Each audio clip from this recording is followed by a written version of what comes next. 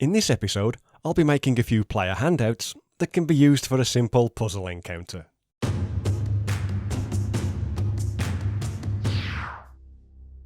Hello again. Now, just like the last video, this is going to be one of the encounters for the dungeon box that I made recently. So, there will be a specific way that it's utilised in that adventure, but it can quite easily be repurposed for any adventure really. So, with that in mind, if you want to have a go at making this yourself, you'll need to download the PDF file, and as usual, it's a pay what you want file over on DriveThruRPG. So yeah, let's get started. Okay then, so once we've printed out the 2 pages, we'll take the large square piece and we'll glue that to some thick card. The card I'm using here is around 1mm thick, and we can just use the trusty glue stick for this. Then, once that's dry, we can simply cut it to size, like I've done here. And we can also do the exact same thing with the large star shape as well. Though, in truth, you could probably get away with not sticking them to anything, but I wanted mine to be a bit more sturdy, so that's what I've done. Anyway, next we're going to make some old rings, and the first thing we'll need to do for these is stick one of the hexagon shapes with the strange rune in the middle to some thick card, the thickest you have. I think mine is around 1.5 mm thick, and then we'll cut that to size. Next, we'll also cut out one of the blank hexagons, though if you look carefully, there is a thin guideline running down the middle. And when we glue this to the back of the first piece, we're going to need to make sure that this line is in the same orientation as these points of the diamond shape. So that's what I'm going to do now. I'm just going to apply some glue to the back of the paper piece and stick that to the other side of the cardboard. So there you go. This is the kind of thing that we're aiming for. Okay, next we'll take the corresponding strip, and by that I mean each rune represents one of the words shown here, so we'll need to match them up accordingly. And we're also going to score it along this line here, just to make it easier to fold in half. Then we'll need to take an empty toilet roll tube, and from that we'll cut out a strip that's roughly this size here, as we're going to wrap the printed strip around this.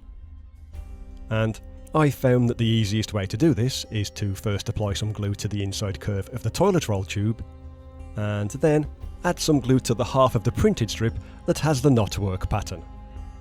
Then we can stick the side with the writing to the inside of the toilet roll tube, and kind of fold the knotwork side over the top and stick it to the other side.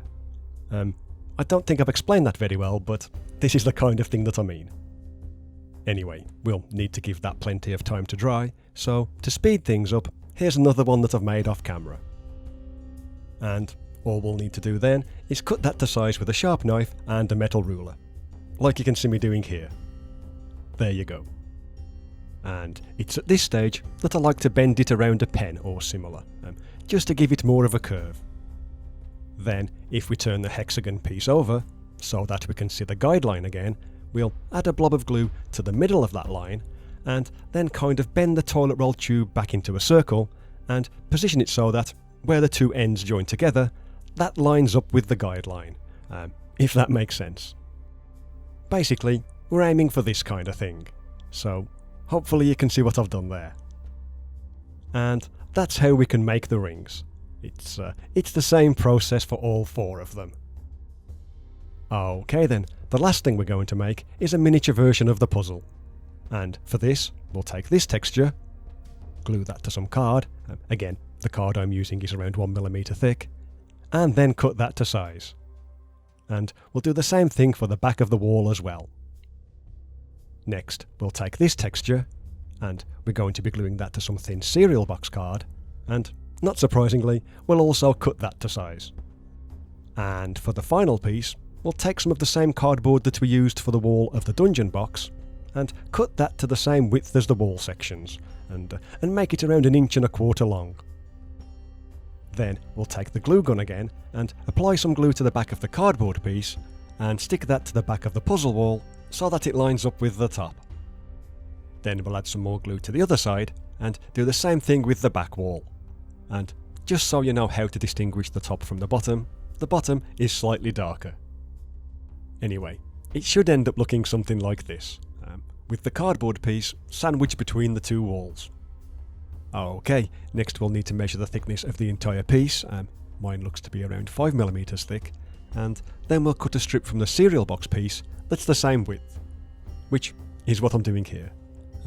There you go. And then, after a quick test fit, it's just a simple matter of sticking this to the top, using a bit of hot glue again. So there you have it. This is what it should look like when it's finished. It's pretty much the same kind of thing as the clip-on doorways that are made for the dungeon box. Speaking of which, if I just quickly attach it to the wall of one of the rooms of said dungeon box and then tilt it towards the camera, you can see how I plan on putting this to use.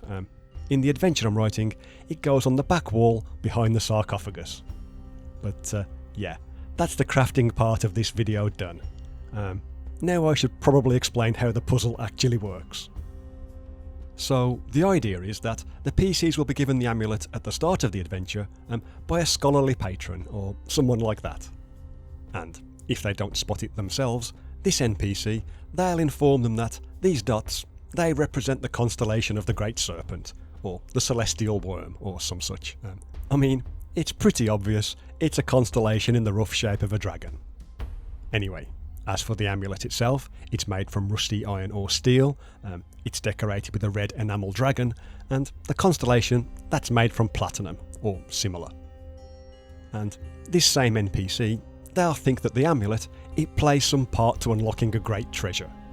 So, armed with this knowledge, and the amulet, the PCs will have an encounter or two within the dungeon itself, during which they'll discover 4 rings. These rings, made from copper or bronze. Now, hopefully, 1 or 2 of the players will spot the writing inside the bands when you hand them the rings, but if not, you could have them roll to see if their characters notice instead, possibly allowing a second roll if or when a character actually tries a ring on. So yeah, once the players have the amulet and the rings, that's when they'll come upon the stone slab somewhere within the dungeon, which is when you can hand them the second player handout. And you could describe this as being part of a stone door, or on the lid of a sarcophagus, or just a block of stone decorating a wall. And it should be fairly obvious that the holes in the stone, they correspond to the stars of the constellation, and that the larger holes, they're depicted by hexagon-shaped holes. Holes that just so happen to be the right size for the rings to fit into.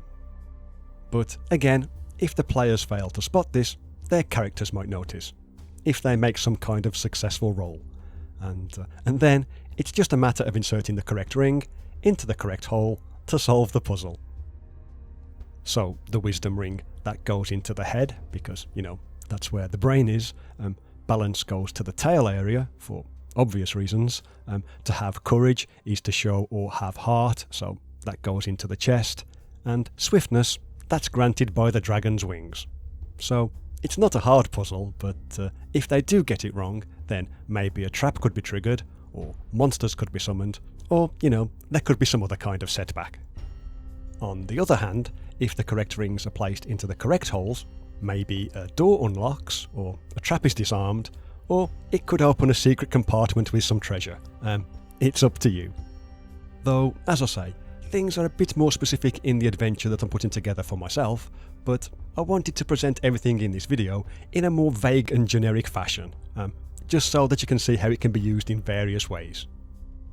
But yeah, I suppose that's it for this one, so hopefully you'll be able to put some of these ideas to use, either in the dungeon box or as a basic puzzle in one of your own adventures.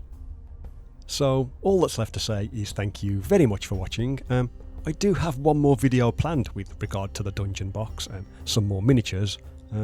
After that, I might start on some new sci-fi stuff. So thanks again, and I'll see you in the next one. Bye for now.